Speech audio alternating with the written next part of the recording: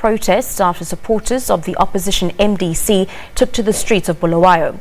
Well, protesters decried the preliminary results, which saw ZanuPF's Emmerson Mnangagwa take the lead. Deadly clashes broke out in Zimbabwe after the country went to the polls in its historic election, being the first since the fall of Robert Mugabe. A report released by Bulawayo 24 says that media's pivotal role in conflict situations is to promote peace.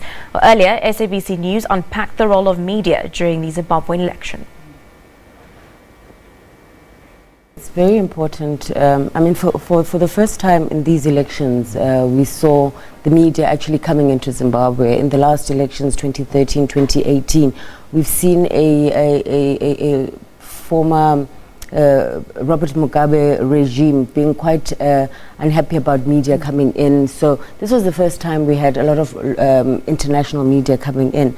I think just from that perspective, it has the effect of actually just calming the situation, because the security forces, the intelligence operatives, everybody kind of knows that the country is under the spotlight.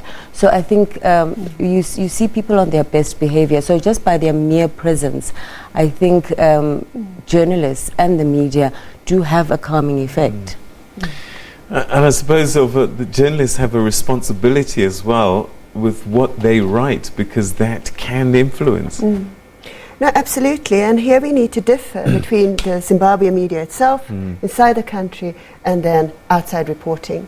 It's been interesting to just, observe also differences maybe between the more, the SADC community reporting vis-a-vis then Western reporting. And of course, the Western spotlight, particularly the European media and the British media, of course, is on this story.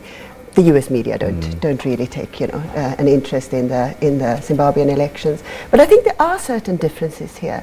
Firstly, and I think Lucy is absolutely right when she points out, there's been a spotlight on Zimbabwe which changes dynamics. So you can't get away with murder in that sense, quite literally. But also the coverage has been quite, inside the country, as you mentioned earlier as well, Peter, has been quite pitted. We have the state media versus the private-owned media that also, supports different fractions. And that's a danger in and of itself. We haven't seen that with the outside reporting. I think the outside reporting has actually highlighted that there's been problems and vote rigging, etc., etc. All right, we'll talk about Zimbabwe a little bit more, but in general, because I'm thinking back to 1994, Rwanda, genocide, and the media played a critical role in fomenting the violence and the genocide. So we can't underpin the words that are written and how they're written, how they're poised. Talk to me about that, both of you, your thoughts. As journalists, when you're writing, is it something that you're mindful of, that, what I'm writing, could it cause a problem, even though it might sometimes be factual? Yeah.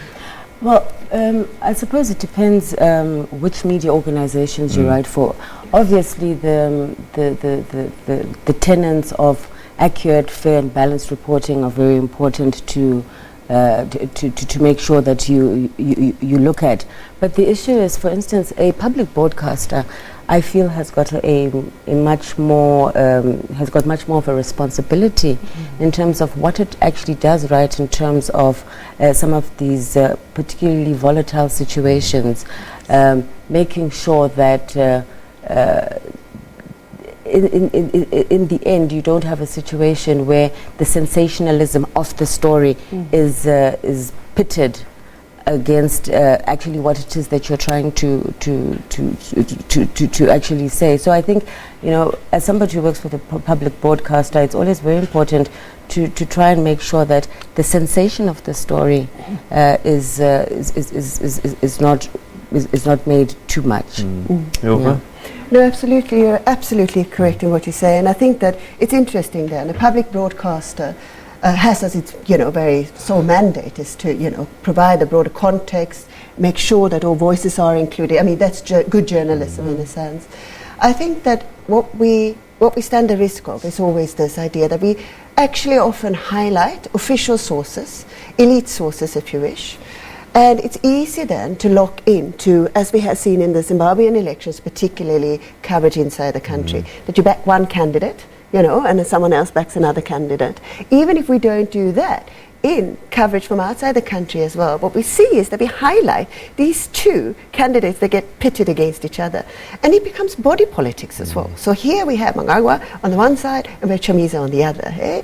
And whether we structure that as a forces of good and bad, or, whatever we do, we overemphasize this polarization instead of looking at the broader picture and including more sources as well, and particularly sources on the ground. So if we are going to talk about Zimbabwean elections and rigging, and we need to interview the people who went to the polls. Those are the ones who can tell us something. Okay? All right, so that's important. So what I want to do now is, because Busi, you were inside Zimbabwe during particularly that last week, and Ilva, you were outside, and I just wonder how both of you experienced the Zimbabwean elections, you being outside looking in based on the media that you were exposed to, and you being inside and picking up the papers every single day. Let me start with you, Busi. What sense did you get about the reporting as someone who is consuming media inside the country? Well, I find it very interesting that at the point at which the results of the elections were coming through, and when the protests were taking place just after the results of the National Assembly elections, and at some point I did manage to go to ZBC, and they were actually showing a movie at the time. So all the images of the protests and the violence, they basically did not record. If you needed to see that, you needed to see it on the international networks. But I also just wanted to follow up on what it is that you had said previously about the fact that it's important to get all the different sources. The difference in Zimbabwe this time was the fact that for the first time we were actually able to get official sources. One of the problems about reporting in Zimbabwe for the before was that you would always get the voices of the street, you'd always get the voices of the opposition, always very willing to speak, but it was always difficult to get the official voice.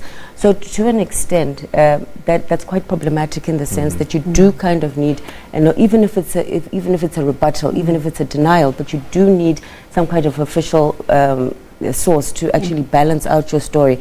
And in the absence of that, it's very easy to get for speculation to come in, and for all sorts of perhaps not so accurate facts to come through. So that's always been the difficulty. I think in Zimbabwe it's not so much the fact that for some of the media who have tried to be impartial, it's not so much the fact that they were deliberately misrepresenting the facts. It really just was a case that they really could never get the officials to actually talk to them. Well,